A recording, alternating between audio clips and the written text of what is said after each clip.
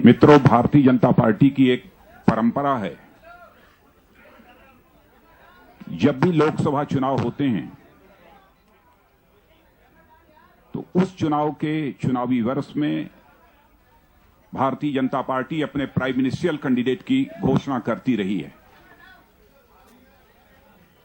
इस वर्ष भी 2013 अथवा 2014 में लोकसभा के चुनाव निश्चित रूप से होंगे। इसलिए आज मैंने भारतीय जनता पार्टी के पार्लियामेंट्री बोर्ड की बैठक बुलाई थी, इसी विषय पर विचार करने के लिए कि किसे आगामी लोकसभा चुनाव के लिए प्राइम मिनिस्ट्रियल कैंडिडेट के रूप में प्रोजेक्ट किया जाए।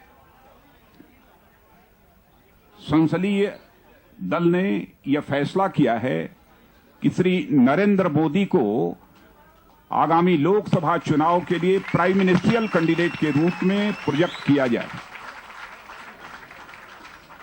इस समय सारे देश में जो जनता का मूड है, उस मूड को देखते हुए और साथ ही साथ अपने पूरे कैडर की जनभावनाओं को देखते हुए भारतीय जनता पार्टी के संसदीय बोर्ड ने यह फैसला किया है।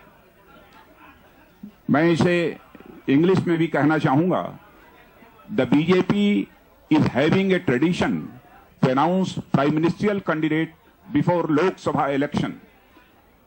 We have done the same for Lok Sabha elections from 96 to 2009. On this issue, the parliamentary board of BJP met today and decided that Sri Narendra Modi will be our prime ministerial candidate for the coming Lok Sabha election. पूरे संसदीय board की तरफ से मैं श्री नरेंद्र भाई को हार्दिक बधाई देता हूं, उनको अपनी शुभकामनाएं देता हूं और हम लोग पूरी तरह से आश्वस्त हैं कि जनता का समर्थन भारतीय जनता पार्टी को आगामी लोकसभा चुनाव में प्राप्त होगा और अगली सरकार भारतीय जनता पार्टी की इस देश में बनेगी।